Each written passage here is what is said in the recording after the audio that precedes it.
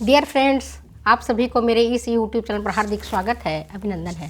प्यारे बच्चों, आज मैं आपको फूड साइंस एंड न्यूट्रिशन से संबंधित कुछ क्वेश्चंस पूछ रही हूँ जो आपके कॉम्पिटिटिव टेस्ट के हिसाब से नेट परीक्षा देने जा रहे हैं या असिस्टेंट प्रोफेसर के लिए परीक्षा देने जा रहे हैं या कोई भी कॉम्पिटिटिव टेस्ट देने जा रहे हैं। फूड एंड साइंस से इम्पॉर्टेंट जो क्वेश्चंस है उसको मैं आपसे पूछ रही हूँ। तो सुनो, प्रश्न क्या है। इंग्लिश में प्रश्न है, उसका मैं हिंदी में भी उदाहरण बताऊंगी। A diet is the sum of which of the following. जो डाइट किसको कहते हैं हम?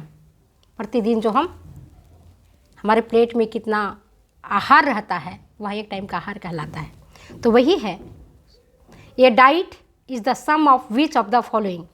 Daily meals, weekly meals, daily and weekly meals, या इनमें से कोई भी उत्तर सही नहीं है।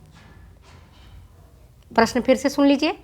A diet is the sum of which of the following. Daily meals, weekly meals, daily and weekly meals, none of the following.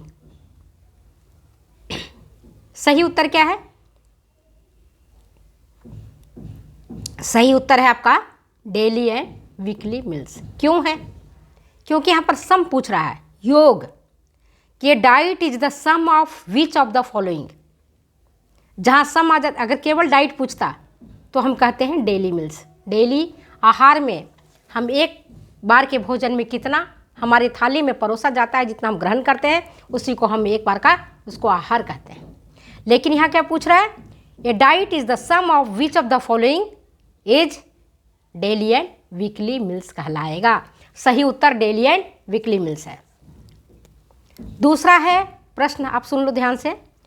Which of the following is are the reasons for blanching apple slices before freezing.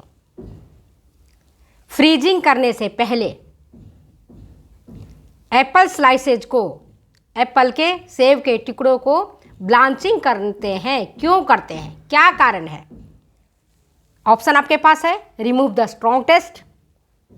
दूसरा है soften the fruit for easy packaging.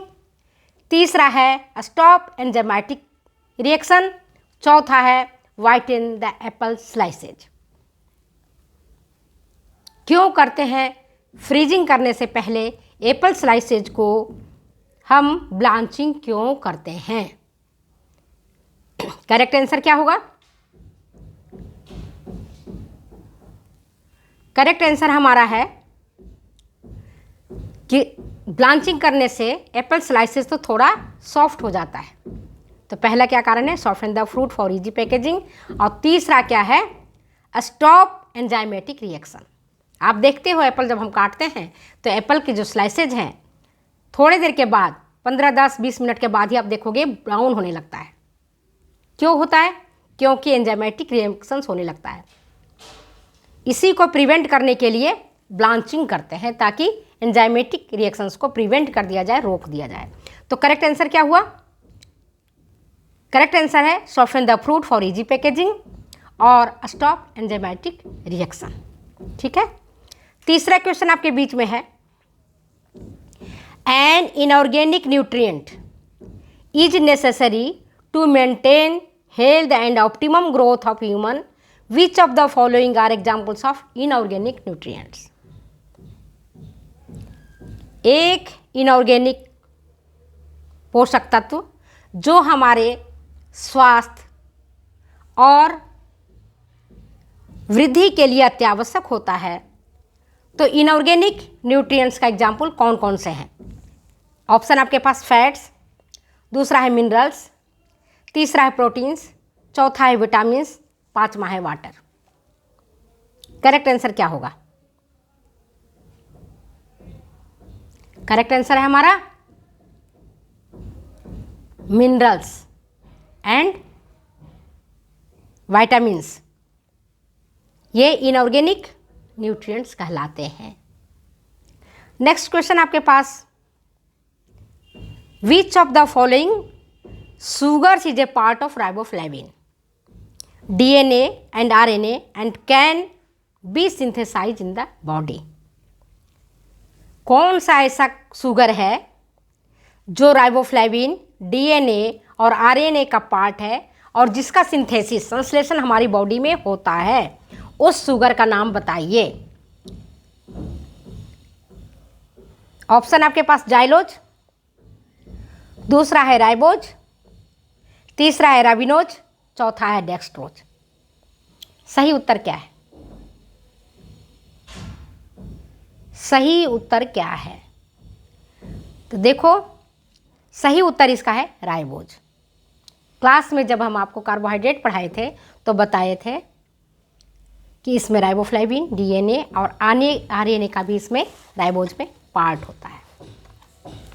Next question आपका, which of the following are known as energy yielding nutrients. निम्न में से कौन ऐसा है जो ऊर्जा उत्पादक पोषक तत्व हैं? ऑप्शन आपके पास कार्बोहाइड्रेट्स, दूसरा है फैट्स, तीसरा है मिनरल्स, चौथा है प्रोटीन्स, पांचवा है विटामिन, छठा है जल। इजी है। इसमें कई बच्चे तो सीधे कह देंगे कार्बोहाइड्रेट्स है, लेकिन क्या पूछ रहे हैं? ऑप्शन, इसमें क्या क्या ऑप्शन सही हो सकता है? Which of the following are known as energy yielding carbohydrates. निम्न में से कौन ऊर्जा उत्पादक पोषक तत्व हैं? ऑप्शन आपके पास carbohydrates, fats, proteins, minerals, vitamin and water. सही उत्तर क्या है? सही उत्तर है हमारा carbohydrate, fats, proteins. Carbohydrate energy देता है, फैट एनर्जी देता है, लेकिन इन दोनों की अनुपस्थिति में जब हमारे आहार में कार्बोहाइड्रेट भी नहीं रहता, फैट भी नहीं रहता, तब उस स्थिति में ऊर्जा देने का काम कार्बोहाइड्रेट भी करता है, प्रोटीन भी करता है और फैट भी करता है। ठीक है। नेक्स्ट क्वेश्चन आपके पास है, which of the following is the most common vitamin deficiency in the world wide. इसका उत्तर आप ढूंढ के मुझे बताना कि संपूर्ण विश्व में कौन सा विटामिन डेफिशिएंसी सबसे ज़्यादा प्रिवेलेंट है। Ascorbic acid, folic acid, vitamin A या विटामिन डी। किसकी कमी वर्ल्ड वाइड, किस विटामिन की कमी सबसे ज़्यादा पूरे संसार के लोग भुगत रहे होते हैं? ऑप्शन आपके पास है ascorbic acid, folic acid, vitamin A या विटामिन डी। ये क्वेश्चन मैं आपके ऊपर छोड़ रही हूँ, आप बताना कि क्या सही है। नेक्स्ट है क्वेश्चन आपके पास, वो ये कि विच one of the following is true statement about non essential amino acids. Non essential अनावश्यक अमीनो अम्ल के बारे में आपको पढ़ाया है, उसी से संबंधित प्रश्न है। प्रश्न थोड़ा घुमा के पूछा गया है। प्रश्न क्या है? Which one of the following is true statement, सही वाक्यांश है about non essential amino acids except, छोड़ करके, कौन सा है? कंपोनेंट्स ऑफ टिश्यू प्रोटीन्स, पहला ऑप्शन। दूसरा, have role in the metabolism. तीसरा, many synthesised in the body from essential amino acids. और चौथा ऑप्शन है may be synthesized in the body from fatty acids.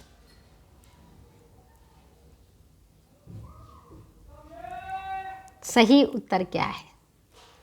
फिर से प्रश्न दोहराती हूँ, हिंदी में समझाती हूँ कि निम्न में से कौन सा तथ्य या वाक्य अमीनो अनावश्यक है ना, अनावश्यक अमीनो अम्ल के संदर्भ में सही है? एक्सेप्ट मतलब छोड़ करके, किसका? कंपोनेंट्स ऑफ टिश्यू प्रोटीन्स, पहला। Second, have role in the metabolism. Third, may synthesized in the body from essential amino acids. और चौथा है may be synthesized in the body from fatty acids. सही उत्तर क्या है हमारा? May be synthesized in the body from fatty acids. यही जो है एक्सेप्शन है जो कि नॉन एसेंशियल अमीनो एसिड्स के संदर्भ में सही है। और एक चौथा क्वेश्चन, लास्ट के क्वेश्चन में पूछ रही हूँ, a normal healthy person has, एक सामान्य स्वस्थ व्यक्ति के ब्लड में ग्लूकोज की मात्रा कितनी होती है? 60 से 70 मिलीग्राम ऑफ ग्लूकोज पर 100 मिलीलीटर ऑफ ब्लड। दूसरा ऑप्शन 60 से 100 मिलीग्राम ऑफ ग्लूकोज पर 100 मिलीलीटर ऑफ ब्लड। तीसरा है 80 to 100 मिलीग्राम ऑफ ग्लूकोज पर 100 मिलीलीटर ऑफ ब्लड। और चौथा है 50 to 80 मिलीग्राम ऑफ ग्लूकोज पर 100 मिलीलीटर ऑफ ब्लड। एक स्वस्थ व्यक्ति के शरीर में ग्लूकोज की मात्रा 80 से 100 मिलीग्राम्स ऑफ ग्लूकोज ही पर 100 मिलीलीटर ऑफ ब्लड होना चाहिए। इससे जैसे ही पार होता है 110 होता है, 115 होता है, 120 होता है, तो डॉक्टर क्या कहते हैं कि now you are coming in the border line of diabetes. इसलिए 80 से 100 मिलीग्राम ऑफ ग्लूकोज पर 100 मिलीलीटर ऑफ ब्लड होना चाहिए। चलो हम अपनी वीडियो कहीं विराम देते हैं, फिर मिलते हैं अगले वीडियो में। फिर हम समझते हैं कि जो आज हमने पढ़ाया होगा बहुत कम बच्चे समझ पाए होंगे कि आज तो मैडम ने इंग्लिश में ही पढ़ाया है, हिंदी में हमें नहीं बताया, पर मैंने हिंदी में भी अनुवाद किया है। आपके जो क्वेश्चंस होते हैं नेट और स्लेट आप देने जाते हो तो हिंदी भी उसमें होता है और उसमें अंग्रेजी भी होता है। जहाँ आपको हिंदी समझ में नहीं आता वहाँ अंग्रेजी पढ़ लीजिए, जहाँ अंग्रेजी समझ में नहीं आता है वहाँ हिंदी देख करके क्वेश्चन का सही उत्तर दीजिए। तो चलो हम अपने वीडियो को विराम देते हैं, फिर मिलते हैं अगले वीडियो में अगली बातों के साथ। तब तक दो इजाज़त जाने की। Okay bye.